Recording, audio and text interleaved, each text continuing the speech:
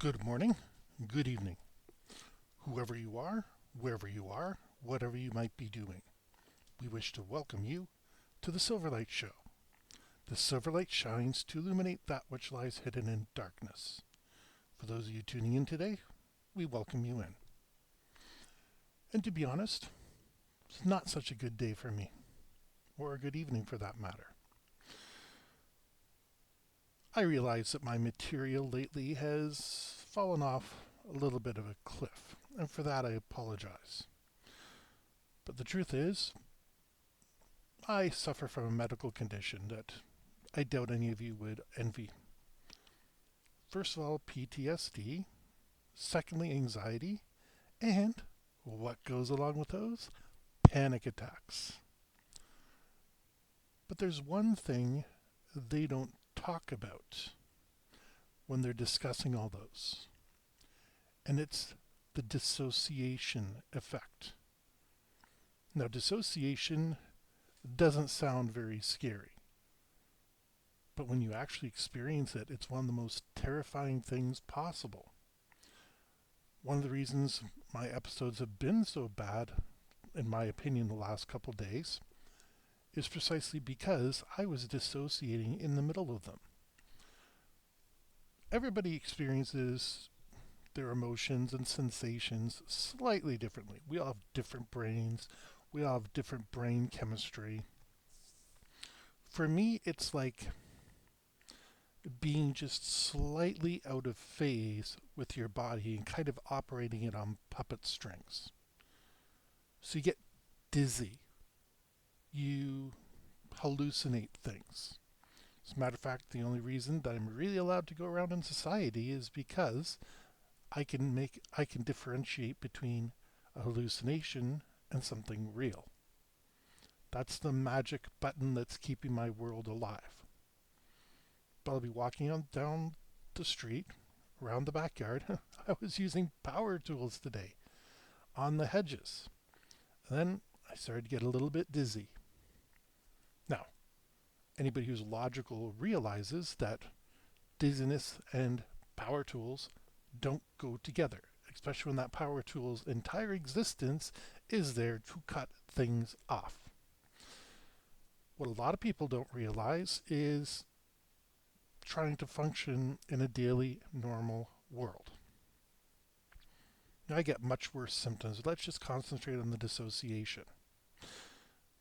It happens anywhere, anytime, might have a trigger, might not, but you know it's happening. More times than I can count. I've been in a car and I just suddenly slip a little out of my body. My consciousness goes on a vacation. Now I'm still recognizing that I need to be present and pay attention to the cars and stuff like that. But that's not ideal for anybody. It's a horrible thing. And like I said, dizziness goes along with it. Dizziness. So you're feeling out of your body like you're almost somebody else and you're dizzy. Sounds like a good drug. And if I were taking it, well, some people would pay a lot of money for my condition and I get it for free.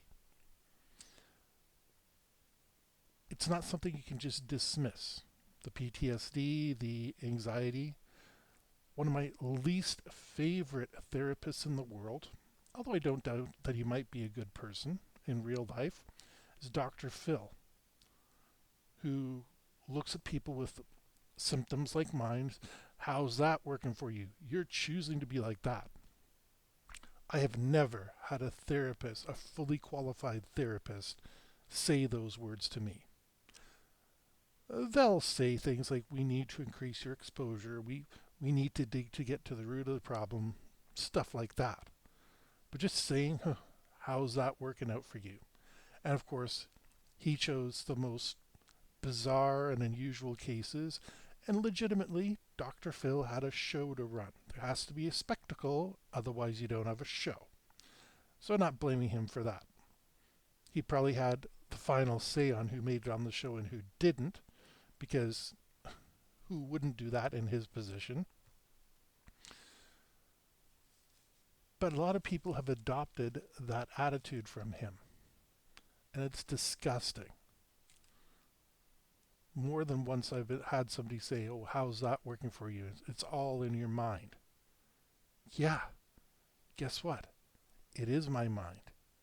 And it's like a wild stallion. You don't just tame it right away by saying, "No, come here." You have to give it incentives, talk gently to it, beckon it over, make it trust you.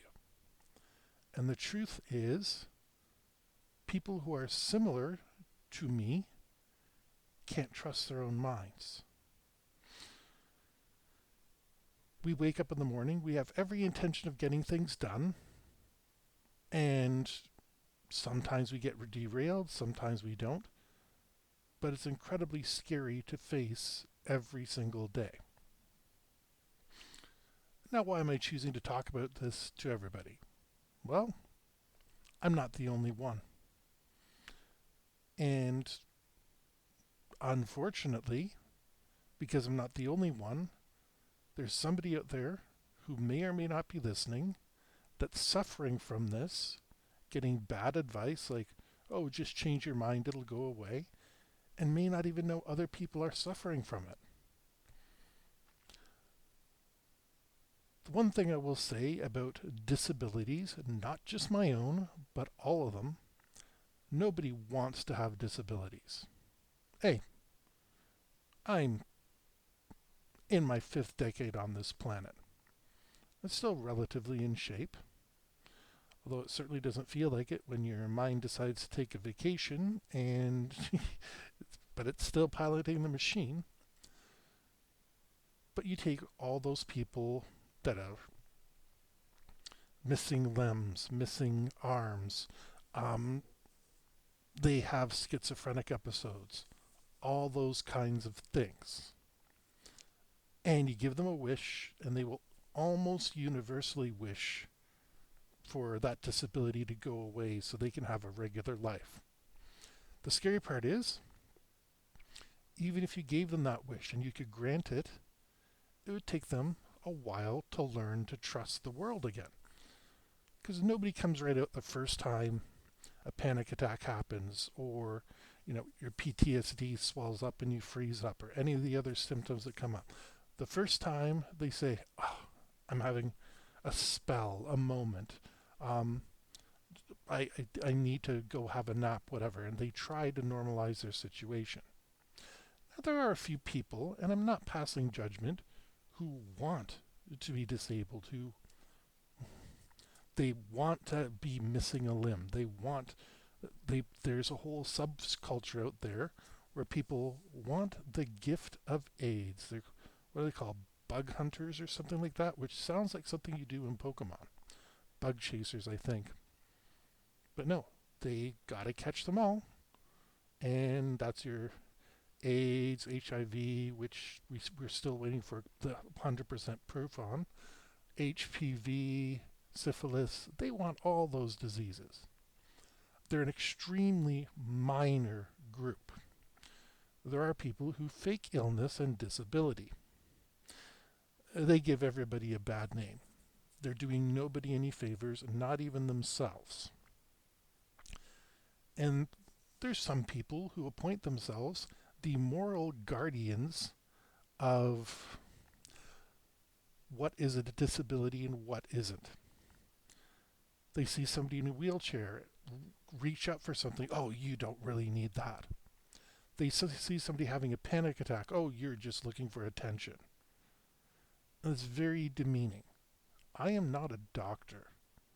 I presume most of my audience is not. They may have doctorates, but they're not medical doctors. Hey, I know at least two people that listen to this channel are very close to getting their PhDs.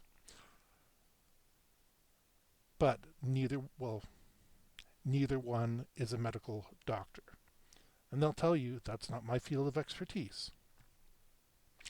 But these self-appointed guardians think they're doing a good thing by calling out people who are obviously distressed. Now, ignoring someone, I don't like to suggest it. because you're talking about somebody who's in trouble one way or another. And whether it's real or not, the best thing you can do is to call the authorities and have them checked out. Hopefully, it's something minor. Think of it as asthma, right? When you approach somebody with asthma, and I got that too, and they're inhaling, see, I can just barely get a wheeze out of me because I'm actually doing pretty good on the asthma front. But they're wheezing, they can't catch their breath, and they come out, okay, what's wrong with you?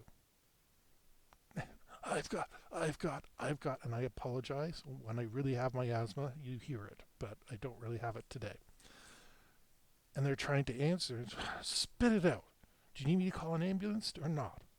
This person's having trouble breathing. Well, it's the same with a physical or a mental disability, except their mind and body are having trouble breathing. And everybody's felt the sensation of not being able to breathe. Maybe you've taken too big of a sip or eaten a bit of too much. Maybe you've been under too long in a pool. That's almost universal. Mental illnesses are a lot like that, where you're underwater, you're drowning, but people are just standing on the sideline going, swim, swim, swim, even though you don't know how to swim or you're out of your depth. I'm just getting tired of these self appointed guardians of the public. And they're sadistic. They'll call social services to say that you need to be audited. Like, what business is it of theirs? Unless you have some sort of diagnosis, there's literally not much you can do aside from what they tell you to do or what they ask you to do. I I can't emphasize this enough. There's so many invisible disabilities and relatively few people fake them. It's not to their advantage. It's something that you're going to get caught out on. Now, I can fake being normal, and I suspect most disabled people can. It's an act. I can't keep it up for long, and my intention is usually to dispel people's um, perceptions and go somewhere quiet to recover. This is actually dumb. My training as a lifeguard, and from what I read online, a lot of victims are found in a bathroom, in a bedroom, etc. Because people don't want to be a burden. They don't want to be the second center of attention. They want to be somewhere where, like me, somewhere nice and cool, where they can get their thoughts together, maybe have a drink, water, or, pop, whatever people like, but nothing alcoholic. Though I shouldn't say that. I do know one person with panic attacks that drank excessive amounts of alcohol. No, that's not me. But I have seen people try to self-medicate. And like I said, it's all in this attempt to act as if everything was normal. But it isn't normal. And it never will be. You can get the therapy, you can get the medication, you can get anything you like. And indeed, you should, whatever you need to fight back against it. If you're lucky and the pieces fall the right place, you can recover. But like I said earlier, then you got to learn to trust your own body. I don't like driving long distances. I used to love it. In university, my friends would get together and we'd go to Montreal to get a sandwich. It's a 6-hour drive to get a sandwich. They were good sandwiches. Good sandwiches. And, it was a different time in the world. Gas was a lot cheaper, and it was just the camaraderie of going to this, well, I'll give them the plug, Mike's Deli in Montreal. If they're still around. Haven't checked. And now, I make the joke, maybe I'm not really mentally ill, and I just realize how dangerous the drivers are. But that's my joke to make things appear normal. In truth, I know not much has changed. It's just me trying to rationalize what's going on. And I and others try hard to fit in and act natural. Because again, if you're acting funny, then people are going to look at you and say, what's wrong with this person? I purposely didn't tell my friend because he was coming over anyways, and I was having a low grade panic attack.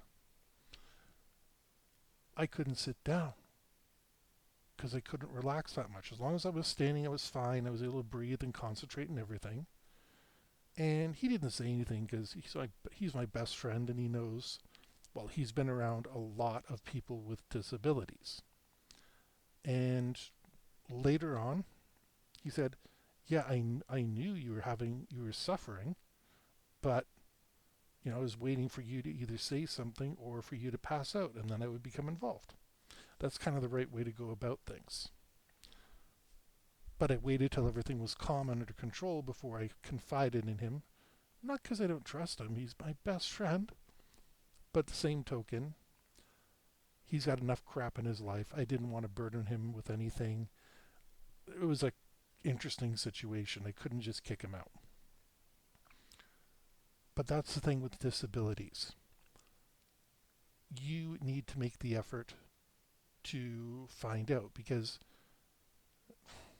nobody's proud to have a disability. They're proud that they've overcome it. They're proud that they've survived, but they're not out there in glee, aside from an extreme minority saying, check out my missing leg. Check out, I can hallucinate a tiger in front of me. That's actually not how hallucinations work. But you want to know how hallucinations work? I had 3 flies in my right eye. Now, these were not floaters because they didn't go away when I closed my eyes, which floaters usually do. No, they were there. And I could only see them in my right eye, not my left eye. So I knew it was just a hallucination. But for a few days, I was swatting at all sorts of things that were not there. Like I said, I only saw them in one of my eyes and nobody else ever saw them. Fortunately, they went away because I was getting afraid with those ones. But you see, that's why people with disabilities act differently because their perception of the world can be drastically different than anybody else's. Those flies did not exist. I knew that. But on occasion, I'd look around and either I'd turn my eye the right way to make whatever it was produce the electrochemical reaction that triggered the hallucination in my brain. And I tried to swat it. There's no fly there. Wouldn't be unusual for somebody to think this guy's insane, swatting at nothing. But it was my reality at that point. Fortunately, like I said, I could use my left eye and see whether they were there or not. I tell people all the time I have cats.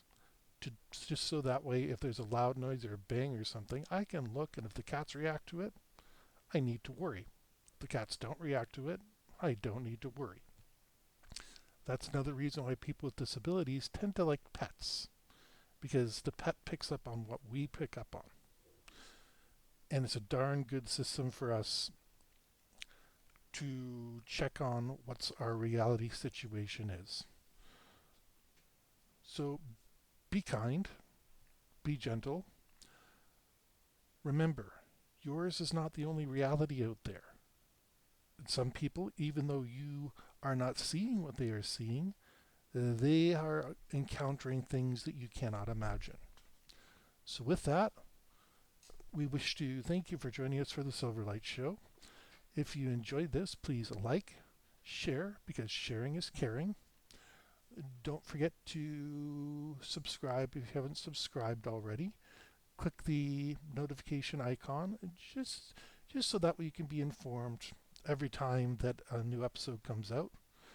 We'll get back to rational content Monday because by then hopefully everything will be worked out.